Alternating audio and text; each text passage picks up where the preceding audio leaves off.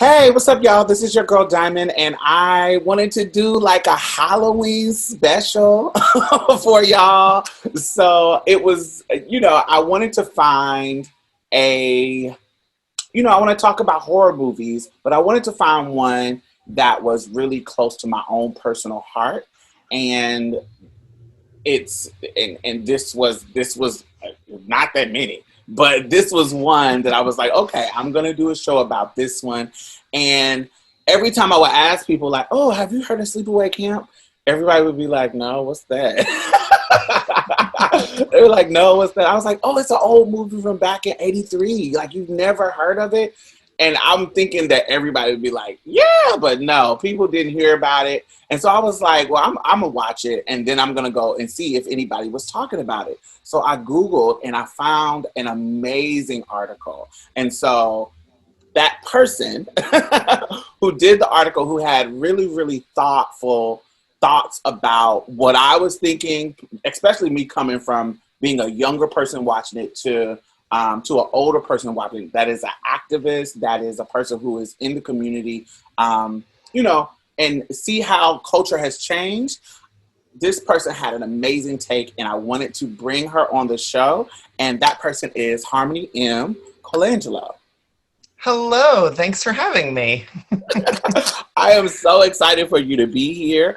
Harmony, she is a writer who catalogs and discusses transgender representation in the media, and she co-hosts a podcast called This Ends at Prom with her wife, BJ. Mm-hmm. Right? So BJ is a writer too. Yes, she's been writing professionally for probably over 10 years. She's been writing since she was like 18 years old. Oh, and she just turned 30 this year. Yeah! I love it. I used to want to be like a writer, but then once I started writing, I was like, I don't really like writing. It's exhausting. It is exhausting. There's a quote I really like that is, I welcome writer's block with wide open arms because if I'm not writing, I'm happy. Right. That's how I feel all the time. It is super exhausting. I'll be like, this shit is crazy as fuck. Why is it giving me this energy? Why is it taking me this long to focus? And I feel like every time I try to write, I feel like I got some ADD or something like that. I'm like, oh, this shit is crazy. No thank you. Exactly. That's how I am usually. I think I've written like 3 things in the last 6 months because it's too much with how everything is in 2020. Exactly. So the movie that I wanted to bring Harmony on to talk about is called Sleepaway Camp. It was released in 1983. In America, it was called Sleepaway Camp, but actually in the UK, it was called Nightmare Vacation. It is a classic slasher horror film that was written and directed by Robert Hiltzik. It tells the story of a young girl sent to summer camp that becomes the site of a series of murders shortly after she arrives. It stars Felissa Rose. I want to kind of explain what a slasher film is before we go into the discussion. Just a little bit. A slasher film is a typical type of horror film. It's one of the most popular. It kind of steers to a particular type of formula. So there has been some type of past wrong action that has happened, and it caused some type of trauma to a person. And that person becomes this kind of killer, and it reinforces it. It reinforces something happens probably years later that makes this come out of that trauma in that killer. So another thing is usually built around, as far as the visual of a film, is usually built around like the stalk and murder kind of sequences. They like stalk the prey, like you see the camera, see the person behind you're like, it seems like the camera is behind a bush and they're looking at a person and then boom, boom, boom, and they start killing, right?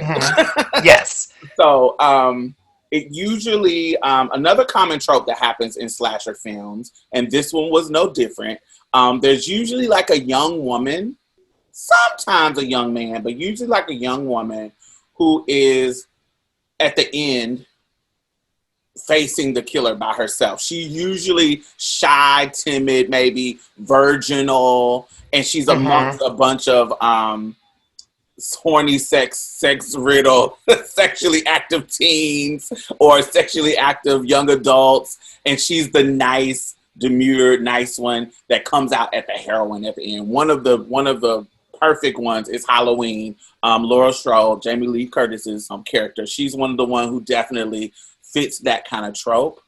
Yes. And that trope is commonly referred to as the final girl, because she is the final girl left standing. And it's used as a device to get sympathy, because moviegoers are much more likely to be sympathetic towards a, quote unquote, frail woman who's fleeing a murderous killer than a male, because they seem like they're going to put up more of a fight. Exactly. According to most movie-going audiences. Exactly. Usually slasher films follow the villain, kind of like the villain's continuous efforts to kill. Like, rather than follow like the individual victims, they usually are following the killer. Yes. For example, like Chucky, Jason, Freddy Krueger. We just mentioned Michael Myers, Leatherface. One of the films that kind of went out of that realm was Scream. That was really, really popular. But Scream followed the victim. Lee Prescott followed the victim, and then after each movie, you find out like a movie version of Scooby-Doo. You find out the villain at the end, who is the ghost face at the end. That's one of the films that kind of deviated from the typical norm, that kind of broke the rule that was popular. So yeah, this story in Sleepaway Camp does not deviate from that old school trope, other than what happens at the end. So, yes, it follows a very standard formula for this genre in particular. It's basically a Friday the 13th ripoff in its way. Exactly.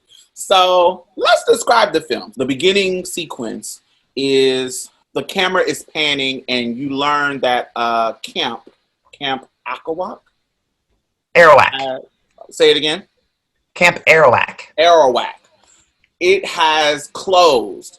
And then it goes to a sequence where you see a father and his two children, a boy and a girl, who are on a boat out on a lake, and they're swimming. While they're out and having fun and swimming in the lake, these irresponsible teens, and I wanted to make it really, really clear, like, this is early 80s. And so even tropes about women that we would kind of deem sexist now, they really love to sell back in these movies. Because if you were in that scene with the young girl, she's being that typical, let me seduce this responsible young man into letting me drive the boat. Yes. Well, the thing with slasher films is that the, victims of the slasher, they're not really designed to be deep characters, because they're really just blood to be spilled for the sake of the film. Right. And what this movie actually does really well is there are defined characteristics of a lot of the victims, which I really like. Yeah. So one of the girls there's a boat that's driving around the lake, and it's a girl and a guy, and then there's a girl on the back of it who is on some skis where they're pulling her. And so she's kind of scared, the one who's getting pulled, she's kind of scared, but the girl who's in the boat convinces the guy to let her drive the boat. Unfortunately, she drives into the family that is in the lake, swimming for recreation. And so in that moment, she kills one of the kids and the father. Yes. So the movie fast forwards 8 years, and you come into this house, and there is a mother, weird as fuck. She's weird. The mother. She is a suburban nightmare. I love her. It's funny because when you hear her talk, it's like so characterized and so deep in character for that lady to be in, that I'm like, this can't be a realistic person. But it makes it even more creepy that she's like that, because she's like a weird suburban ass fucking, just a creepy ass mom. Like, ooh, you're creepy as fuck. Yes, she asks herself questions and looks off into the distance afterwards. She's so weird, and I love everything about it. So she is getting her two children. One is her son, and one is the daughter that survived the 8-year ago accident. So she is the auntie that got custody of the daughter who survived the accident. Yes. So when in this sequence, she is getting them prepared to go to Sleepaway Camp, to go to camp, and she's sending her daughter Angela and her niece, and her son, and they go to the camp. Upon entering the camp, you know automatically that you are entering a camp with hot and horny teenagers, because one of the dudes was talking about a girl who, I guess last summer she didn't have breasts, but over the years she done grabbed a girl named Judy. She got breasts. Judy. And Judy. You started to see that it give you the camp atmosphere. It's all kinds of kids running around. And then another scene that was kind of interesting to me that I didn't notice when I was younger was the scene of the dude standing around looking at the kids, the cooks. And they were looking at the kids, and the dude was saying that creepy pedophile stuff about the guy in the white. He's just saying all kind of creepy, open, out in the air in front of everybody. Just really creepy, like they can't be too young. Look at he's a super dirtbag. And I've heard guys say stuff like this, like in my life, where they'll have phrases like, "Oh, if there's no grass on the field, you roll her over and play in the mud." And it's that kind of disgusting behavior. And I am so glad he gets what's coming to him. Absolutely. So it's really creepy. It's really gross. And, in my mind, I was like, I don't know if that would fly in a film now, unless it was like really, really intentional. I don't know. Maybe. I don't know. It just seems it was too obvious for it to. Usually if I see some creep like that, they're not saying it publicly in the film. It's usually kind of hidden where you hear them thinking it, or you hear them talking about it in secret. But he was amongst the other staff members saying it at a kids camp. It just seemed like that would be super inappropriate currently in a film. Do you think so? I think so, but I think when you write dialogue like this, an important thing to do is just like, this guy's not sympathetic. So since he's being absolutely like disgusting and terrible, then it makes sense because he's gonna suffer for it, because that's what the whole point of a slasher film, and especially this one, does. So I think depending on how the film is framed, you could still do stuff like that, as long as it's not like, but I mean, he said gross pedophile stuff, but he's not a bad guy. It's like, no, he's a bad guy. Let's just let's call it what we call it. He's a bad guy. So you start to see them interacting with people. Angela is not just quiet. She wasn't talking. Like in the beginning of the film, at all. She wasn't talking, period. No words coming. People would say something to her and no words would come out of her mouth. She would just look at them. She would respond in where you knew she was alive, but she wouldn't say any words at all. And so that started her on this, I don't want to say journey, but that started her on this where she was kind of a target for a lot of people to bully her. And her cousin, her cousin Ricky kind of stepped up to the plate and would say, just leave her alone. She's just quiet. She's just shy. But the girls, the dudes, it doesn't matter. There was tons of people who were just trying to bully her. Oh, yeah. And I don't know how it is for anybody else out there, but like in my experience, junior high kids, like the 12 to 14-year-olds, are the most like sociopathic, evil kids on the planet. So, like, Ricky is a really good cousin. He's, like, looking out for Angela, and I'd imagine he's probably had to do this at, like, school and stuff. Right. So, like, I love Ricky. He's doing all the right things. But, oh, my God, all of the kids at this camp are awful. Most of the counselors, except for Ronnie, who is, like, the really buff one, who's wearing way too tight shorts and a really tight crop top. I love Ronnie. He, with the exception of him and Ricky, everyone else in this movie is a really bad person. Well, the girl, too, the one that smacks Judy. Is that Meg, I think? No, Meg is the mean one. Okay, I don't remember, but there's another one that smacks Judy for when she was fucking with when she was messing with her in the room. She smacked her. She's one of the other camp members. I think she's probably the one who makes it to the end, I would assume. Yes. Whose name I don't know offhand. Gotcha. So this is when the killing starts. So she's being really weird. Not just shy, but just weird. Not talking, not eating, just, being this person. That's what Angela's doing. And so one of the counselors gets another one of the head counselors to come and take her to the kitchen to see if she can find something that she might want to eat. And so when she goes back there, they put her in the hands of the creepy cook guy. And so in that moment, he tries to, attempt to molest her. Trigger warning, I'm sorry. Tries to attempt to molest her. And, her cousin comes in. Her cousin Ricky comes in and saves her. So this is the first person that tries to do something to her.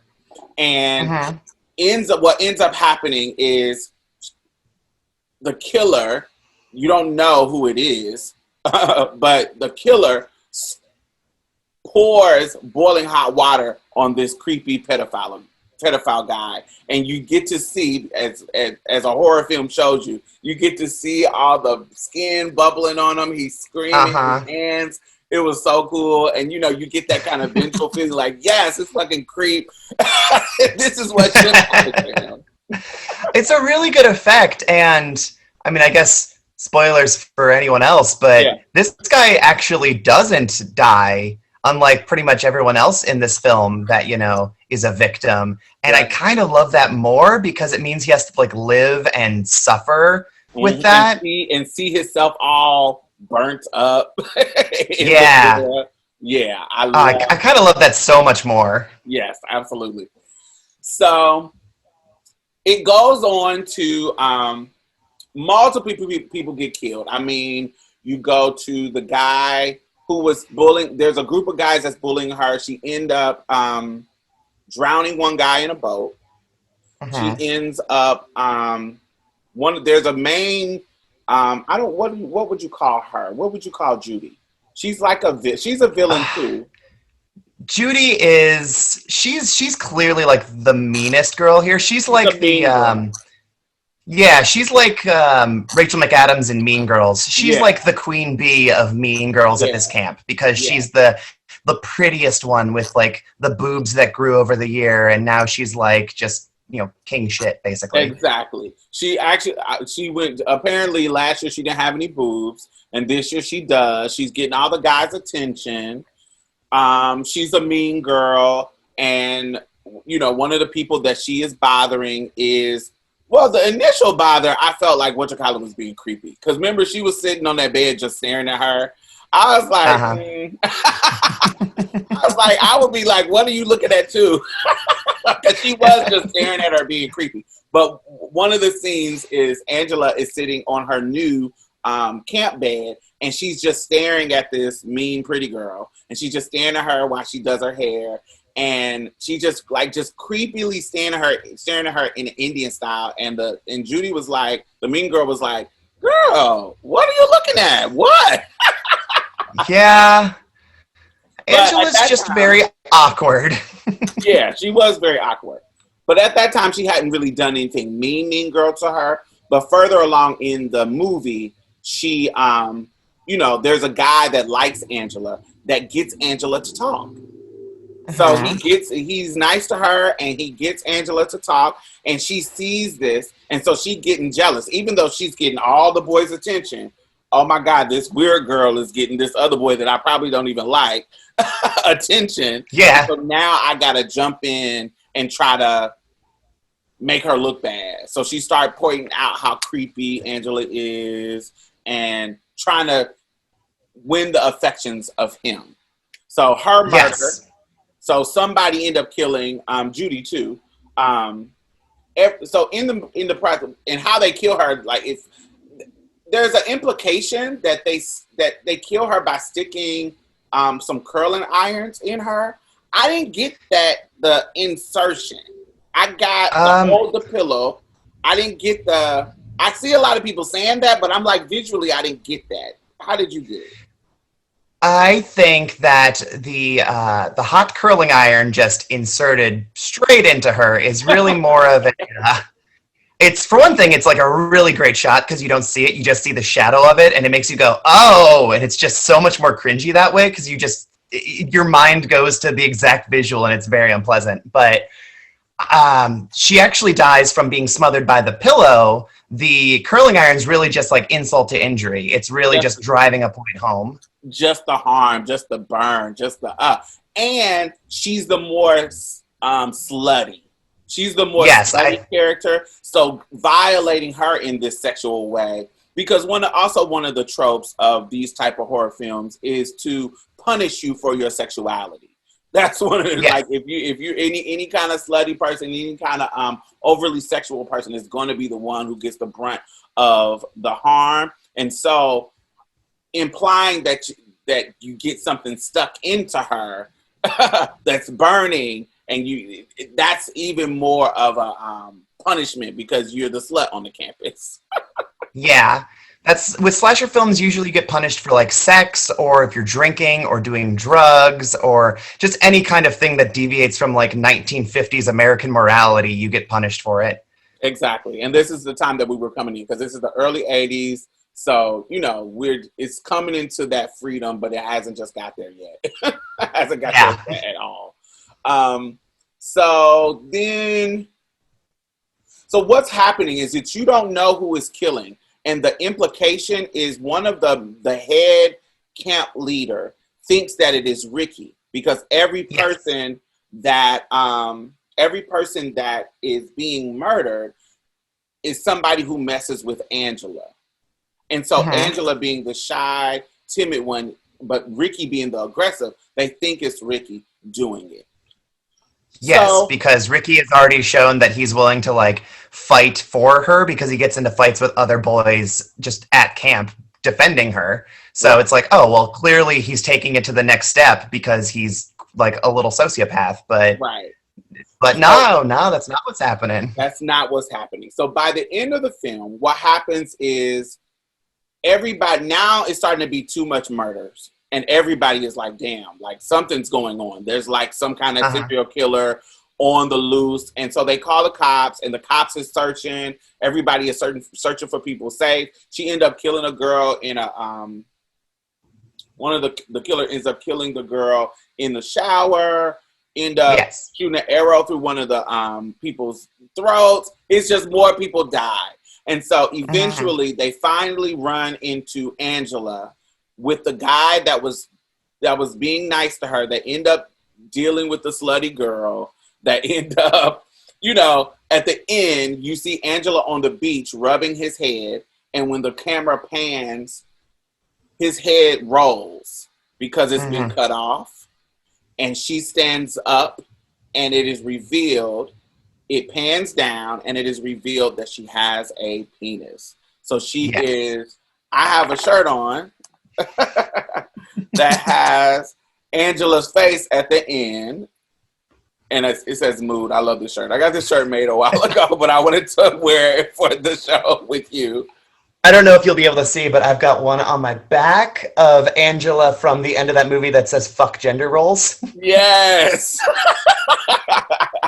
So I love it, love it, love it. So this is her face at the end. You see her face, and the camera pans down, and she has a penis. So what ends up happening is you get a flashback to, in the movie, you get a flashback to when she came to her auntie's house, the weird suburban auntie. And it reveals two things that it reveals at the end, is that her father was gay, had a gay relationship.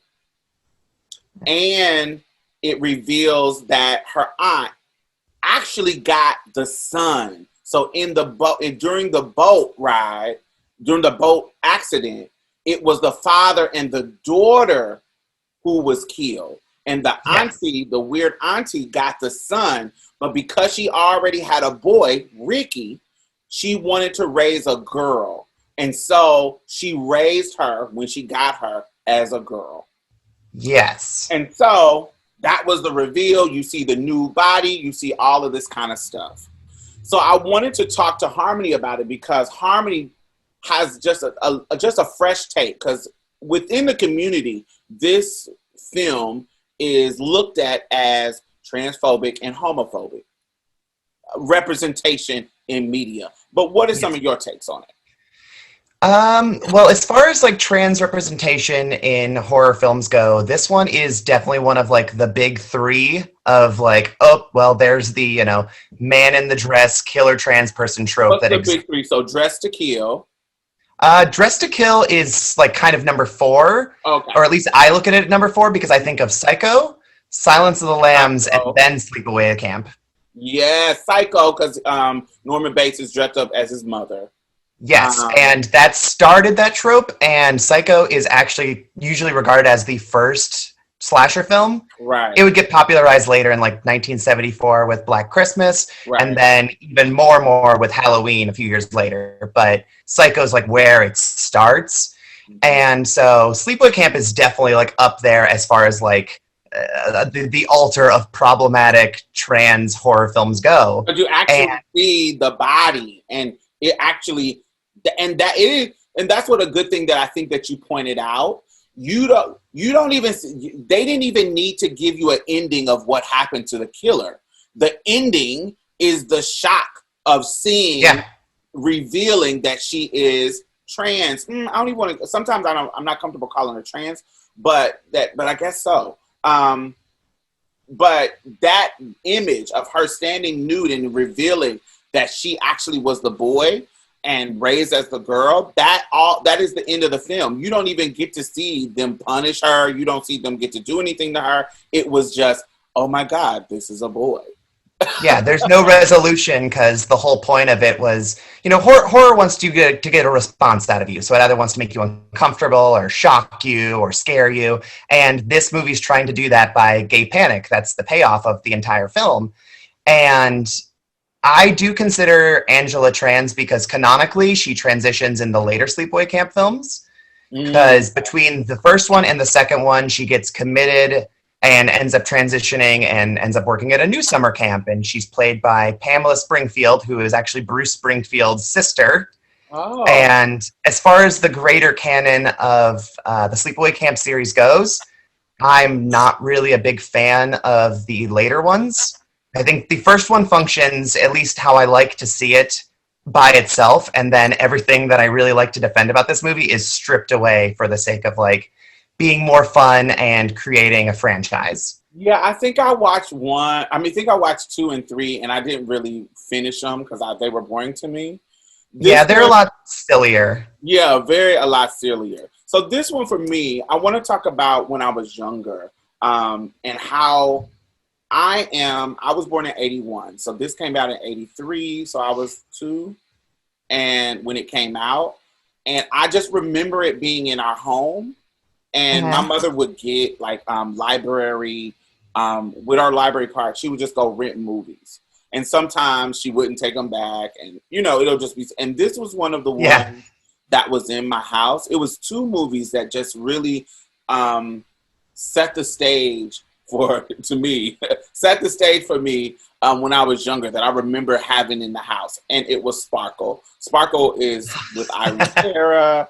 Have you ever seen Sparkle? Yes. Irene Cara. It was Sparkle. My mother would, she would see me if my mother, if there was some company in the house, she would be like, "Oh, come here, baby, do Sparkle," giving them something you can feel. And I would put my head wrap on, or my shirt, and and I would give them something.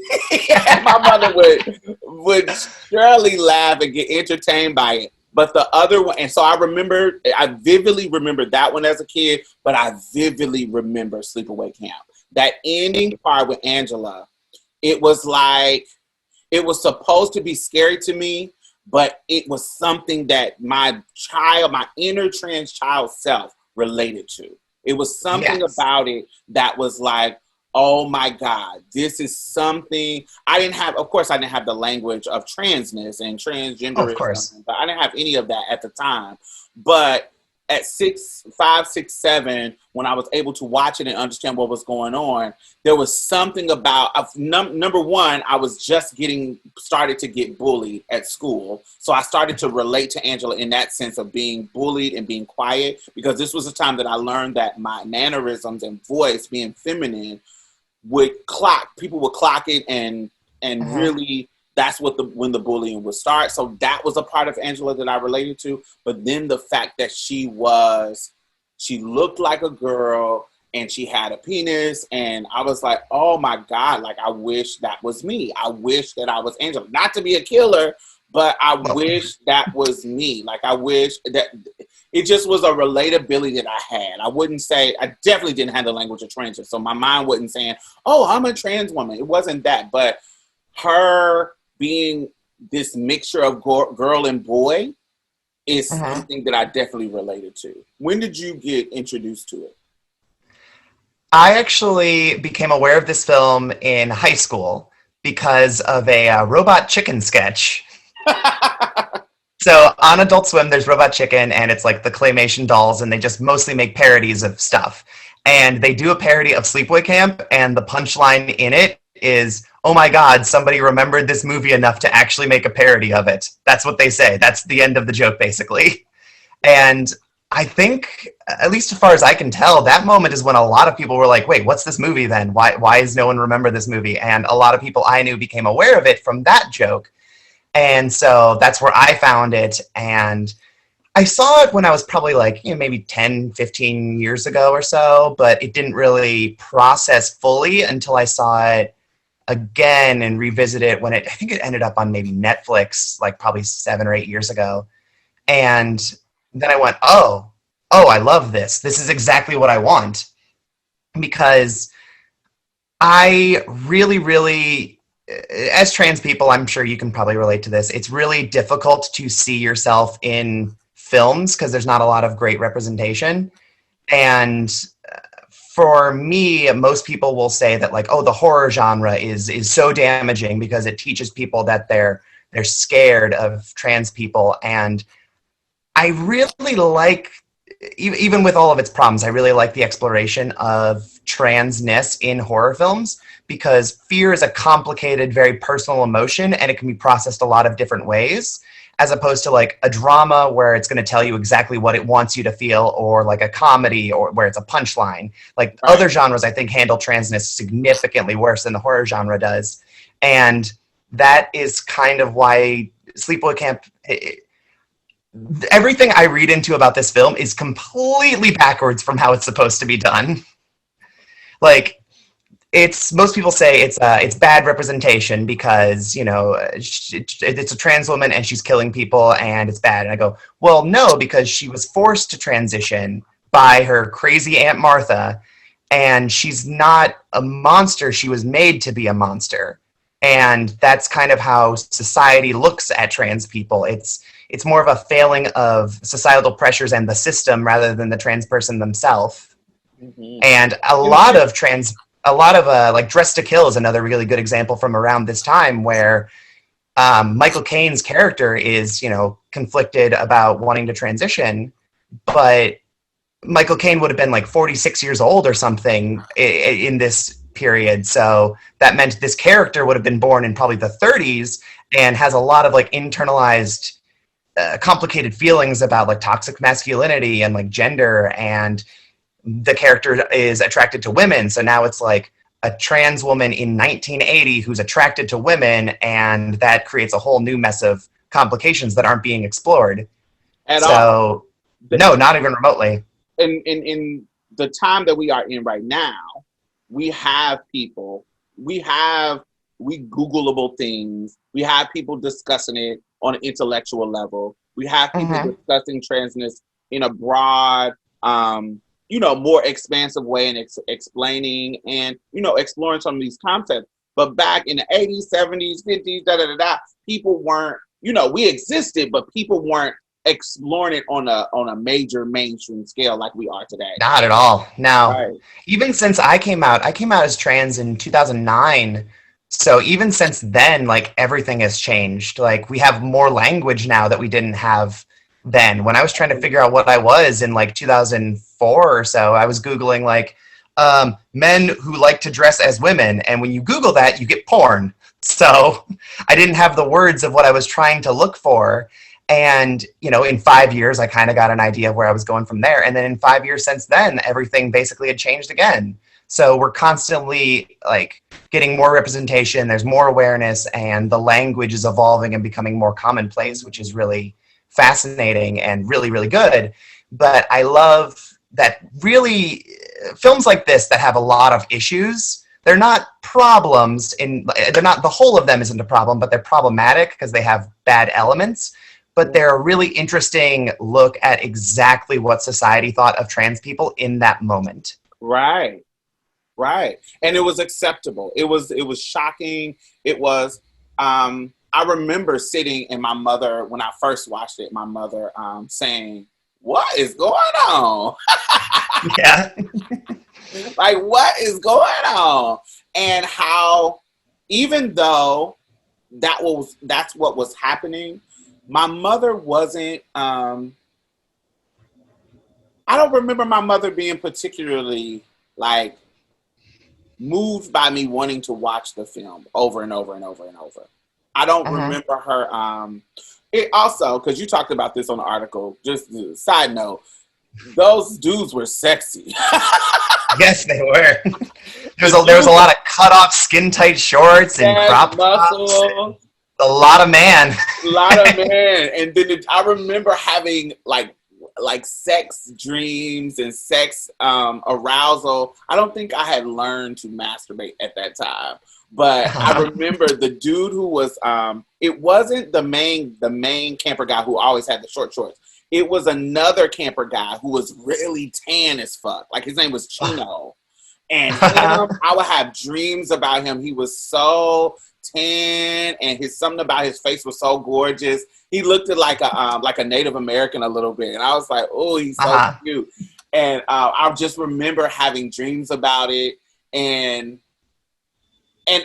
it's kind of strange because shows like this for me also informed my sexuality when I was young. I remember having fantasies about being chased by a slasher. In my fantasies, and I would be like, "Oh wow!" Like, and now that I'm looking back at it, I was like, I got that from movies because it was being stalked and being chased and the arousal of that kind of situation. I remember having those be my first role play when I would be aroused when I was younger, and so I would see that, and I remember that about the film. So she didn't know that that's what I was interested in too, about the boys, but. Also, just the fact that Angela at the end was like, "Oh my God, like Angela, like you, I really relate to her," and the bullying and all that stuff. Tell me about, there was something in your article that talked about the trans panic defense, the gay defense, like, and you mentioned how like this really highlights how the culture was very. They're hiding among us. Describe that a little bit. Yes. So with movies like this, the killer is always like someone who's sort of stealth or not easily tracked, because I mean that ruins the suspense of the movie. So it makes sense from like a logistic standpoint. But there is always this. For a lot of horror, most of it is, a lot of your really big stuff is created by gay men. Like, so much about horror is an extremely queer genre. And so there was a thing called the Haze Code that existed up until the 70s. Yeah. Basically from the dawn of film until the 70s, where it was like, you have to uphold good American values. Villains can't be sympathetic, and you can't show violence, and that's where you get your Leave It to Beaver kind of really sanitized, watered down media. So because of that, you then had to have coding, and so a lot of early queer films are extremely coded, and they're very smart in how they like embed trans and queer themes into their stories. One that I really like from that era is Dr. Jekyll and Sister Hyde, which was a Hammer film from the 70s when the Haze Code was just starting to get like torn down. And so you were allowed to get away with a little bit more. And then the 70s just went bananas and the 80s just piled on more and films got like ludicrous. But it's a retelling of Dr. Jekyll and Mr. Hyde, which I have always read as an extremely queer film to begin with. Because the whole point of it is that, not that in the original story, Dr. Jekyll is not trying to hide like an evil, monstrous side in such literal terms. He's trying to hide an aspect of himself through his potion that would be deemed too gaudy and too grotesque and unpleasant for like stuffy Victorian England culture, which to me reads very gay. Like he's clearly like a closeted gay man. So in Dr. Jekyll and Sister Hyde, you have a film where now he is trying to create like essentially like the cure to like a common cold or the flu or something. He's trying to undo disease, but he does not have the time in his life to actually do it because he says, oh, it'll take 100 years of work before we ever have this essentially vaccine perfected. And so then he changes his work to try and harvest the feminine gene that lets women live longer than men, which is usually just like poor choices. But like genetically he thinks that there's like, oh, if I can harvest that and utilize it, I can create like a life potion and it'll help me live longer and I can continue my work. And in doing so, by harvesting female hormones from like recent cadavers at the morgue, he transitions. He drinks a potion that turns him into a woman, and it becomes this very secretive, like now he has a split personality thing, and he seems to desperately want to live this life for a lot of reasons, but there's a lot of implications that that he knows it's wrong because it would have been like the late 1800s. But the character of Sister Hyde, the Mr. Hyde of this movie, you then have her wanting to carry on this work because she just wants to be free and survive. So she's killing people to harvest, the estrogen from these movies, and it ends up becoming like a tie-in with Jack the Ripper sort of thing of killing sex workers in the streets of London. Right. But she wants to do that to survive, and I really love this as a narrative trope because it exists as character motivation is rooted in one of two things. It's that someone wants to do something or they feel like they have to do something. And for trans characters, most of the time it's they feel like they have to do something in order to do the thing that they want. And that manifests in a lot of different ways. Like for Let the Right One In, or a more recent movie called Bit, they are, trans vampires. Right. So they need to kill in order to like survive because they're vampires. Like, there's so many interesting things about this narrative of trans women existing in secretive because you're not allowed to be out. You have to do whatever it takes in order to survive, and that exists within this genre that is just so... I don't know if exciting is the word, but it's just really satisfying to see because that to me just feels like the trans experience. Especially during the time. During the time. Because, there is until now, until maybe, 20 years, maybe, just being open about your transness, you just couldn't do it. Like being stealth was the way that, was the standard of care. Just say you don't talk about it. You just move. You live this way and don't just start a whole new life. That literally was the medical standard of care. And so it is only fitting when we talk about how art reflects life, it is only fitting that this is how we show up in mainstream culture. Yeah. And it's a complicated issue because, since fear and horror and just everything is incredibly subjective, it's very difficult to have nuanced conversations sometimes with this because there's a lot of reactions to your gut instinct because you're uncomfortable with something, and that makes sense. So then you have, your standard cis mover goer who is uncomfortable because, oh, this is queer and I don't understand it, or I'm told that I'm not supposed to like this and I'm uncomfortable because of that. Or you have some trans people who say, and, they immediately have the gut instinct of, oh, this is bad representation and this isn't what I'm like and I'm uncomfortable with it.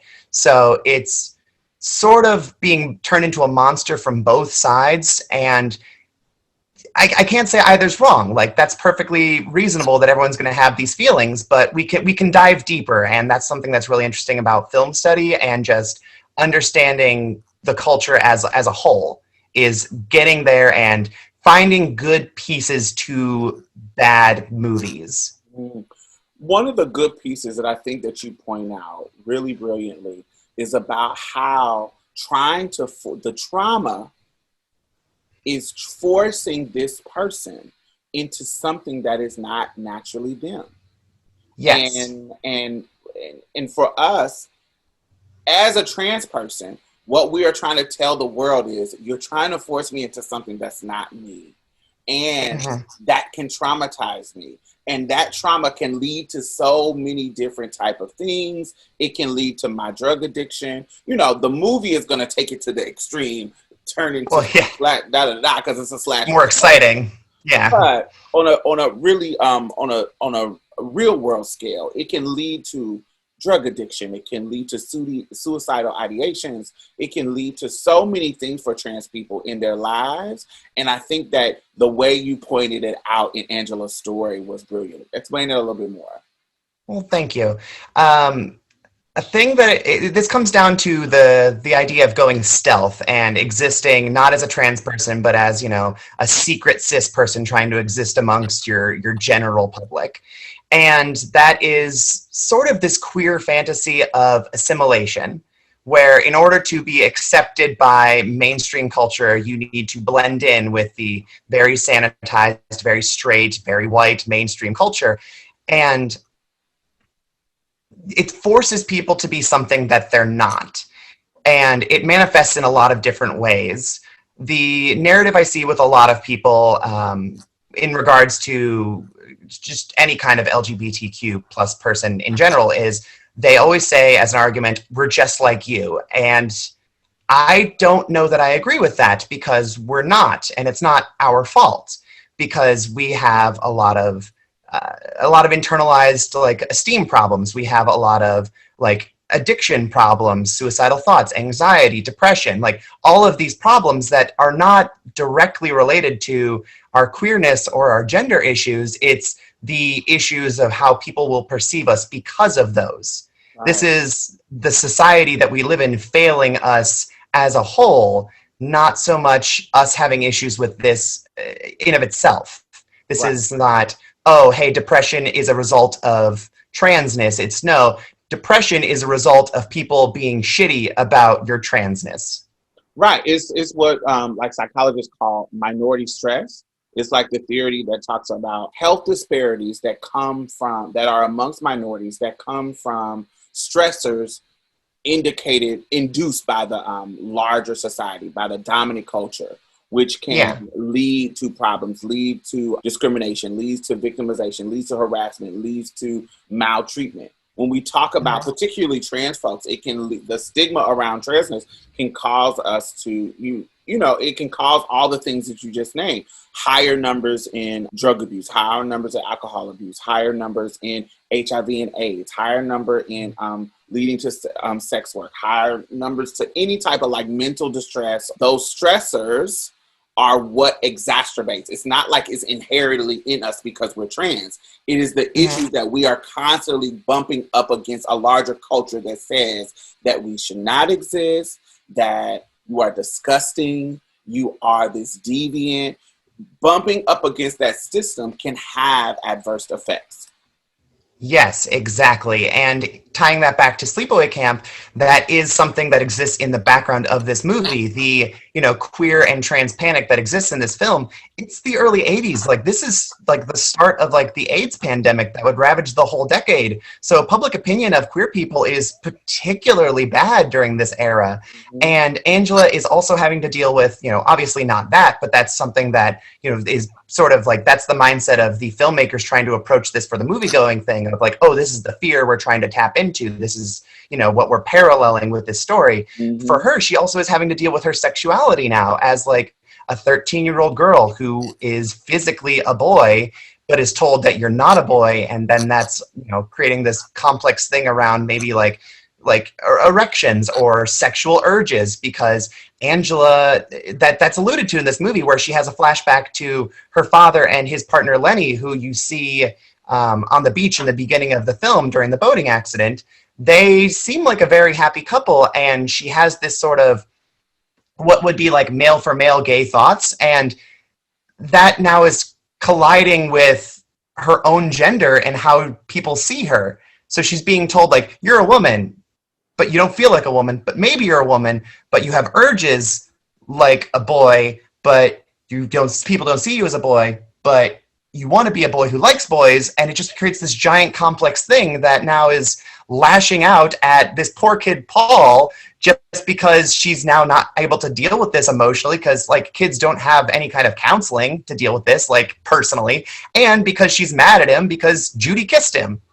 And even if you think about even before that, when we think about this new way we are thinking about boundaries, like men and the boundaries that they take in regards to consent and when to kiss, you know, in movies, romantic comedies, or not just comedies, but any kind of romantic movie, a dude, yes. Remember that classic picture of the guy bending the girl over, the sailor. Yeah. The kissing, and it really, and she was like, the real woman was like, I really didn't know him. He just grabbed me and kissed me. Mm-hmm. And so how inappropriate that can be. And in this movie, it shows, what's his name? Paul, the nice kid. Yes. Paul actually kissing her almost like without her permission, just kind of hitting her with it, like, going in and kissing her, yeah. And then doing it again. And in my mind, when I think about like the Me Too movement, and I think about like we're in a place in our culture where we're teaching men that don't do that. Like, you need to ask for consent before you get to kissing people, get to touching people, get to any kind of stuff like that. We're in a different culture, but back then that was kind of the norm. And in that moment, I remember how she was acting when it alluded to, like, is she having a physical response? She is a 13-year-old person, and he's kissing her, and she does like him. So she's like, but she's kind of shy, and she was like, okay, we got to stop, and I got to go do something. It does allude to how is she physically, and maybe not when I watched it the first time when I didn't know the reveal, but definitely when I know the reveal, I was like, oh, she's probably having a physical response to him kissing her. Yeah, and it goes into the sort of like we walk among you stealth thing we were talking about earlier, where she now is having to grapple with like this instant moment she didn't consider of, oh my God, he might find me out. Yeah. And that is a scary thought if you're put in a situation where it's like, oh no, I don't know how this person's going to react to this aspect of me, and I have nowhere to run. I'm kind of trapped here. Right. So it was, in that moment, it could also be read as like a fight or flight or freeze thing, and she froze the whole movie, and she had nowhere to run because, like, you're stuck at camp if nothing else, so you're gonna have to see him. So she fought, and then he got his head cut off. Yep. I wish this is the thing. So, okay. So to close out the conversation, I wanted to ask you, if you were the director and we were going to remake this, now, is there a way to remake this and it not be problematic? See, I've actually had this conversation with a lot of people because of the article and because of my very vocal stance on this movie. Anytime anybody has a question about this or any kind of trans representation in horror films specifically, but in general, they always go, Harmony, I have a question and I don't know how to feel about it. Is it okay for me to feel this way? So they come to me all the time. And one question that gets asked all the time is it possible to have a trans killer and not have it be inherently problematic? And I say yes, but they have to be justified. The whole motivation Angela has in this movie is that she lashes out at kids because they are mean to her. That's justified to me. Yes, but it's very subtle, and a lot of people don't pick up on that. Like, she butchers some kids in sleeping bags in the woods. I Yeah, had that someone was kind message of me odd. like, "That seemed really inappropriate because they didn't do anything." I'm like, "Oh, they did though. They laughed at her and threw sand at her when she was thrown into the water because she is terrified of the water because of a boating accident." And because now, like, who knows? That could not be thin cloth. Someone might see something. So she's dealing with two fears at once. So she lashed out these small children. I forgot And about that. They did throw the sand on her. They did. exactly. So I think you can do it and have it be justified, but it's complicated and you have to walk a really, really fine line with it. Um, like I was mentioning earlier about vampire trans films, they have to kill to survive. And in a way, I kind of think that that's very appropriate for something like this. You have, it's almost like a revenge film where, oh, you were treated like shit, so you're going to get revenge because of this. And you could absolutely remake Sleepaway Camp, but the difficulty would be framing her, Angela, as the villain or not. The whole point of it is that it's a twist. She's been the villain, quote unquote, the whole time, and she's not, because she's totally justified in what she's doing. Maybe not to like that extreme. Like, you get bullied, you don't need to go ahead and murder a guy with bees or shoot an arrow through someone's neck. But It was. You it, said that was your favorite killing, the bee one. oh my god, the bees. That's because he's locked in a bathroom stall, so he just gets murdered by bees, and it's really random, but it's like, hey, you're in the woods, use your environment, it's perfect. I like it when they use the gimmick. Yeah, I like that too. I like that too. But for something like this, you could, but it would have to entirely restructure the film. So then it would not, it would no longer be a traditional like twist-based slasher film. It would be more of a trans-based revenge film. So you would have to know that Angela is trans from the start, which means I don't know how you would have a resolution at the end is the problem, because the original Sleepaway Camp doesn't really have a proper ending. It's just like, oops, she's trans, freeze frame on her face, credits roll. So what do you do then? She murders all these people. She's like seemingly justified in it, but what happens then? Does she just go walk off into the woods and happily ever after to live with the squirrels? Does she get arrested? Does she get killed? That creates a whole new complex series of questions on what do you do with now needing a new ending. So I think you could, but it would take some serious restructuring of the film. Yeah. I was like, no. If I was to answer the question, I would say no. You can't make it without it being problematic. There is just because she is the killer, some trans people are gonna say, that's bad representation. Yes. Just because the reveal, because I guess if I was to remake it, I would not take away that ending. I think the ending was the twist. That's the end. I think that's what made it cool for me as a kid. That's what made it cool. It might be problematic, but I'm like, it's a slasher film.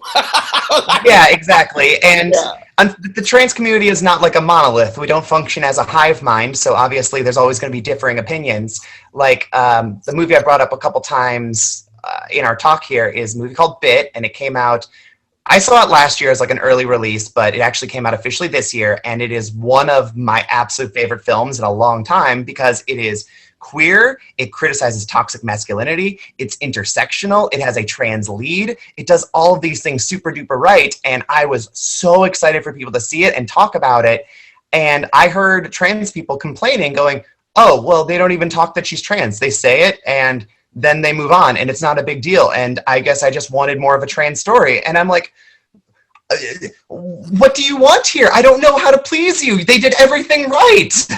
Like, how does this because if they would have focused on her transes, then somebody was like, oh, it's too trans focused. It's too, yes, I exactly. Really, really hate that. I hate that in certain circumstances where it's like, you can't please you're not going to be able to please everybody. No. Yeah, you're just not going to. And if I redid the film, I would explore some of the nuances of each one of the characters. Like each one of the people that she, I would rewrite and make it a little bit more realistic. Like the creepy pedophile guy, I would write out, he would still exist and how he get killed, blah, blah, blah. But I would nuance that storyline a little bit more to make it more relevant so we can catch him. So we to point out how these people play games, maybe put something on how he lured her into the back room, how a little bit more detail on how predators work in regards to that. When we talk about nuance Judy a little bit, I would want her to have some type of a little bit more nuance. Even at the end, I know I would do this if I was to remake it. I would have it be revealed to Paul first. Like I would have it before. I would want to know how the head got cut off. How did we get to that point? How did we get to, yes, Paul, follow me to this area and let's talk. How did it get to? Did her transness get revealed before? Like I would explore that. I would explore how it was revealed to Paul. I would nuance that a little bit more. But I would leave the end the same because you know, that's a classic. It's just a fucking classic. It's classic. It's iconic moment. It's an iconic moment. It's something that is burnt in my memory.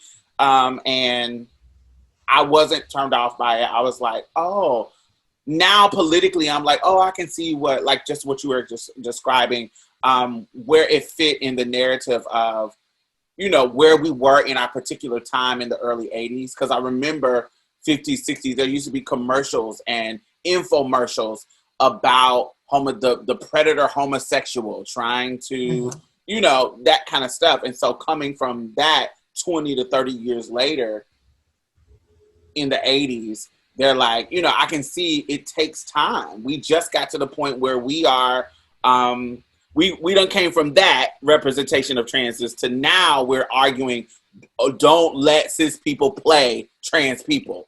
That's how far we have come. Oh yeah, and I'm like so excited because we're really getting there.